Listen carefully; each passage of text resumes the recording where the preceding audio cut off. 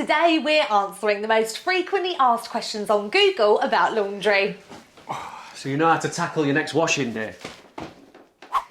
If you want your clothes to maintain their appearance and to be cleaned properly, it's a great idea to separate them.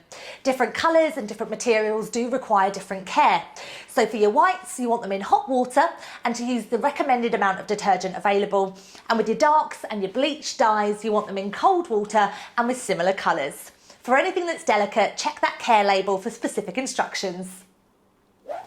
So less is usually more when it comes to laundry detergent. So as a rule of thumb, you should really only be using a tablespoon of detergent per regular load. Don't try and stuff everything into one wash. Doing that might mean that your clothes aren't cleaned properly and you could break the machine. A large load of laundry should only fill up the drum by about 3/4. We classify delicates as underwear, lingerie, anything with lace or silk. Now to protect your delicates, you can get a little mesh bag, pop it in, zipper it up, and then throw it in with the rest of your wash.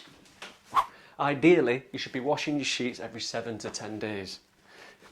You get all kinds of oil, grime and sweat that gets kind of baked into the sheet, so it's good to keep those clean. A good way to sort of reinforce that habit is just add it to your tasks and do it every week. So different types of stain might need different care. So it depends on how you've done the damage really. You might have to pre-treat that stain before washing it. Absolutely, and it really depends what type of stain it is. If it's water-based, things like soda or wine, you want to get a stain remover on it and in the wash within a couple of days. However, if it's oil-based, much trickier to get out, things like salad dressings, then you want a stain remover on it ASAP, get it in the wash the next day for your best chance of getting rid of it. If a garment's label reads dry clean only, we do not recommend that you launder it at home. I've made that mistake in the past.